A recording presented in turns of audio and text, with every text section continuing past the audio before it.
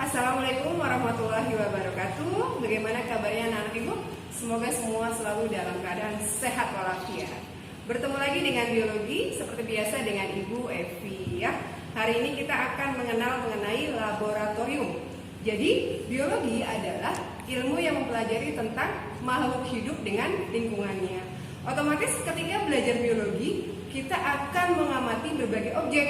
Nah, pengamatan objek biasanya kita lakukan di laboratorium ya. Hari ini kita akan bahas keselamatan kerja di laboratorium. Nanti ada 4 ya.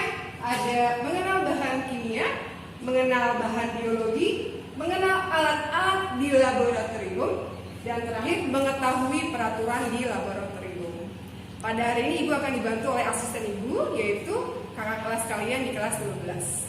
Terima kasih. Hai, saya Fauzan Arifianto dari kelas 12 MIPA 4 ingin menjelaskan beberapa simbol bahan kimia.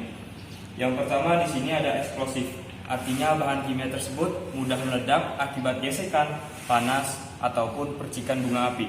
Yang kedua ada oxidizing, artinya bahan kimia tersebut bersifat pengoksidasi. Ketiga ada extremely flammable. Extremely flammable ini adalah sangat amat mudah terbakar. Keempat ada korosif. Korosif ini artinya bahan kimia tersebut bersifat korosif dan dapat merusak lingkungan hidup atau jaringan hidup. Di sini ada dangerous for the environment, artinya bahan kimia tersebut dapat merusak satu atau beberapa komponen lingkungan dan merusak ekosistem. Dan kemudian ada harmful, artinya sangat berbahaya. Ke-6 ada highly flammable, artinya sangat mudah terbakar. Di sini ada toxic, artinya sangat beracun dan dapat menyebabkan penyakit serius jika terhirup atau terkena kontak langsung. Di sini ada iritan, artinya dapat menyebabkan iritasi, luka-luka ataupun gatal-gatal. Dan yang terakhir ada very toxic, artinya ini sangat bersifat beracun. Perkenalkan, nama saya Martino Musunggu, saya dari 12 MIPA 4. Di sini saya akan menjelaskan bahan-bahan objek-objek yang sering kita gunakan dalam praktikum biologi. Nah, ini adalah bahan-bahan kimia. Contohnya adalah metil blue atau metil biru. Dan sini ada HCl, di sini ada eosin, benedik, asam sulfat, dan yang paling berat kloroform, bahan yang sering kita gunakan di dalam lab. Contohnya adalah bahan hewan, yaitu seperti ini. Ini adalah contoh hewan yang sudah diawetkan.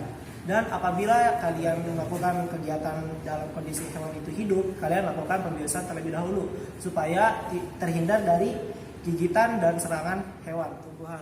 Dalam praktikum ini kalian disarankan banget untuk menggunakan perlengkapan seperti sarung tangan, masker, dan jas lab supaya jika tanaman itu berduri, berbahaya atau beracun, kalian terhindar dari luka atau kecelakaan kerja. Nah, ini adalah contoh preparat tumbuhan, yaitu dari Mitosis akar Allium cepa.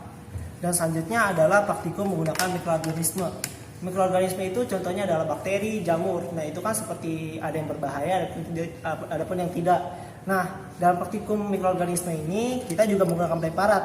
Nah, disarankan untuk kalian semua menggunakan masker, sarung tangan, dan jas lab supaya terhindar dari keracunan dan lain-lain. Dan setelah praktikum selesai, kalian disarankan banget untuk menyuci barang-barang yang telah digunakan dan sterilkan. Selanjutnya kita akan bahas alat-alat yang sering digunakan dalam kegiatan praktikum biologi. Pertama adalah mikroskop. Nah, ini adalah cara memegang mikroskop yang baik dan benar ya. Menggunakan 2 tangan. Tangan kanan pegang pakai mikroskop, tangan kiri memegang alasnya mikroskop. Kemudian ada preparat. Ini adalah contoh dari preparat awetan yang kita gunakan dalam pengamatan menggunakan mikroskop. Sedangkan untuk menggunakan atau membuat preparat basah, kita menggunakan slide dan penutup kaca. Silakan Kak Fauzan diangkat. Ini slide-nya, kemudian ini cover gelasnya. Oke. Untuk objek yang tidak terlalu kecil, kita hanya menggunakan loupe. Ya. Kemudian di sini ada banyak alat. Ada tabung reaksi ada berbagai ukuran dengan rak tabung reaksi, ada yang ukurannya kecil, ada ukurannya yang besar. Ya. Kemudian ini ada tabung respirometer. Terus ada beaker glass di sini dengan berbagai ukuran. Kemudian ada juga alat untuk mengecek golongan darah. Tolong diangkat Kak Fauzia. Ini alat-alat untuk mengecek golongan darah manusia. Kemudian ada juga di sini ada pH meter untuk mengetahui pH. Kemudian ada plat tetes di sini. Ada mortar. Ada cawan Petri. Ada corong. Ada kaki 3 beserta brusen yang nanti kita isi spiritus ya untuk kegiatan praktikum biologi yang membutuhkan suhu yang panas. Kemudian ada pipet tetes, ada jarum suntik, ada spatula, ada pinset.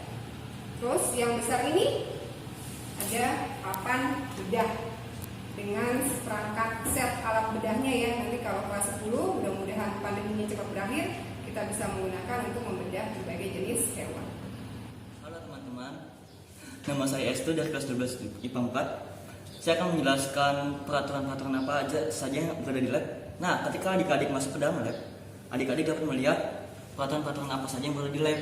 Nah, saya akan menjelaskan sedikit peraturan yang ada di lab. Yang pertama, jangan makan dan minum ketika berada di lab. Yang kedua, selalu gunakan jas, masker, dan sarung tangan ketika berada di lab. Yang ketiga, jangan mencicipi zat-zat kimia yang berada di lab. Yang keempat, selalu gunakan alat dan bahan sesuai dengan petunjuk praktikum. Yang kelima, ketika sudah selesai praktikum, cuci kembali alat dan bahan dan kembalikan ke tempat semula. Terima kasih teman-teman. Sekian untuk materi kali ini. Mudah-mudahan materi keselamatan di laboratorium dapat kalian pahami dengan baik. Sehingga ketika nanti kalian memulai praktikum di laboratorium tidak asing lagi untuk kalian. Assalamualaikum warahmatullahi wabarakatuh.